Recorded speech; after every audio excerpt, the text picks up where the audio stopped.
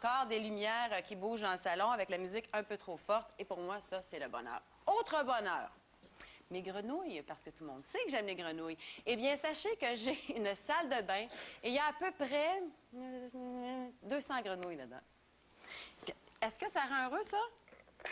Mais oui, ça rend heureux. Une poubelle... Est-ce que ça vous fait sourire? Bon, ça fait sourire tout le monde. Alors, le bonheur est aussi dans la grenouille. Il y a du bonheur qui traîne partout. Et mon invité d'aujourd'hui assume très bien son petit côté quétaine et on a très hâte de l'entendre. On passe l'heure avec Sophie Cadieux.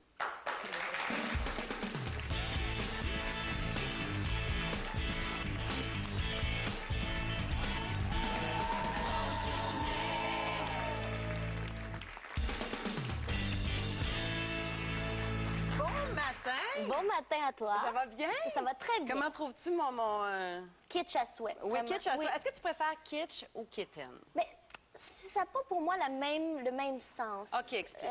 Kitsch, pour moi, c'est vraiment des choses qui font plaisir. Des fois, kitten, c'est les trucs que je vais comme avoir moins de respect pour. Donc, OK, ça, c'est trop kitten. Oui, ça, OK. c'est kitten. Alors ça, est-ce que c'est kitten ou c'est kitsch? Non, mais je pense que c'est kitsch pour toi, parce que t'as du plaisir. Si je voyais ça dans la rue, je fais « Ah, c'est kitten », mais OK. sur toi... Mais avec le bonheur? Avec le bonheur dont tu sais que l'effusion de bonheur, ça devient kitsch. OK. Et là, chez toi, tu as plein de petits... des objets kitsch. Et ça te rend heureux, ça te fait rigoler. Oui, mais j'adore voir des choses, puis je fais, mais qui a pensé à fabriquer ça? Qui a acheté ça? Je le veux dans ma maison, puis parce que je trouve que c'est des objets, des fois, qui ont aucun sens, mais qui ont une... Tu sais, je dis, il doit y avoir une histoire. Qui a pensé à ça? Donc, là, tu nous as apporté des choses. Bien là, j'ai amené, parce que j'ai beaucoup de grosses lampes, des gros objets kitsch. Fait que là, j'ai amené ma C'est collection. quoi les réduite. lampes? Comment elles sont tes lampes? Mais par exemple, j'ai des gondoles de Venise avec des lumières de Noël, avec des amants couchés, sans porcelaine. Des amants couchés, ça, c'est très beau, hein, trouvez-vous? C'est fantastique. Mais beaucoup des trucs un peu espagnols avec du velours.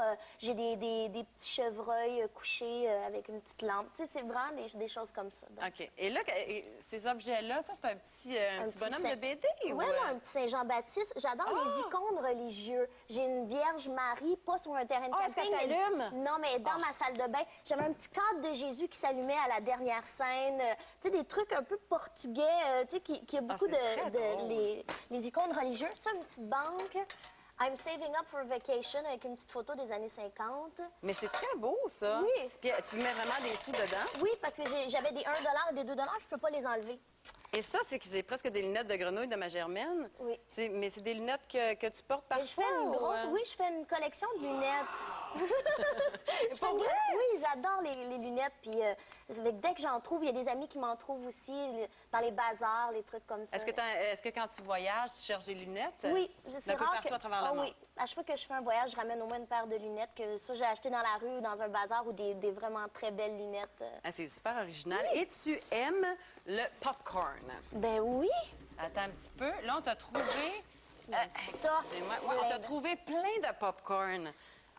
Sel et vinaigre, au fromage, californien, extra assaisonné, double beurre, on a... C'est intriguant, la saveur extra assaisonnée. Est-ce que tu veux essayer? On a un verre d'eau, alors tu peux peut-être te le permettre. Où est-ce qu'il est? Extra assaisonné. T'aimes les popcorn? Est-ce que tu te fais du popcorn à tous les soirs? Ou... Non, pas tous les soirs, mais vraiment, je suis une grande fan de l'enveloppe de popcorn. Et c'est drôle parce que... Au micro-ondes? Oui, parce que quand j'étais petite, j'avais un vrai popper. Tu sais, la machine que tu mettais les graines dessus. Oui, des années 80. Oui, mais à un moment donné, le moteur a brûlé. J'ai essayé récemment d'en faire sur le poêle et ça a été un désastre. Ça a juste cramé. Hey, c'est profond, hein, grosse journée. C'est important ce qu'on dit en ce moment. Est-ce que tu fais essayer sel et vinaigre? Oui, extra assaisonné, une saveur assaisonnée, mais je pourrais pas dire laquelle.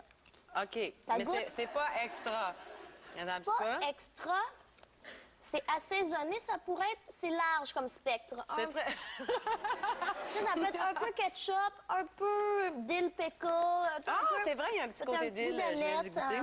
Et d'ailleurs, on tient à remercier la compagnie Kernel qui nous a donné le merveilleux popcorn. On pourra partager avec vous notre merveilleux public. Mais ça, c'est super le fun à découvrir toutes les sortes de popcorn. Mais moi, avec ma fille, le soir, là, la plupart du temps, on se fait un popcorn. C'est le fun!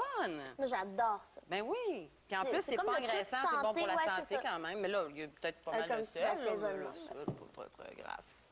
Et là, tu joues dans Les Lavigueurs. Oui. La vraie histoire des Lavigueurs. J'ai pas eu la chance, moi, de le voir, mais ma mère m'en a parlé. Il y a plein de gens qui m'en ont parlé, comment ils ont pleuré, comment ils ont apprécié le premier épisode. J'imagine que tu as eu la chance de la visionner, toi oui, aussi. c'est ça. Ben, nous, on a eu la chance de voir les 2 premiers épisodes. Puis hier soir, on l'a regardé encore tout le monde avec la première. Puis ça a été tellement une belle aventure de rencontrer Yves Lavigueur, le fils. Puis d'avoir la possibilité de raconter cette histoire-là. Parce que c'est ça, quand on dit la vraie histoire, il y a toujours plusieurs facettes à une histoire. Mais sauf que dans l'espèce d'inconscient collectif, les Lavigueurs avaient toujours un terme, c'était très péjoratif. Ouais. C'était « Oh, la gang de BS, oh, eux autres, puis le film, les Lavigueurs déménagent. » Le côté quétaine qu'on veut pas. Oui, c'est ça. Puis je pense que ça va juste comme redonner à la famille les faits. On remet les faits sur la table, puis on voit que c'était vraiment une famille qui était très serrée malgré les... Comme dans toute famille, il y avait des petits problèmes, mais ils ont été exposés au grand jour tout le temps. Es-tu fière de participer à comme leur chance Oui. d'avoir un vrai beau nom? Oui. Enfin. Oui, vraiment. Puis je pense que c'est ça qui a été notre moteur tout au long du tournage. C'est le respect. Puis de voir que ces personnes-là n'étaient pas tout blanc, tout noir, mais quand même que c'était des personnes qui essayaient juste de vivre leur vie à eux, puis qui avaient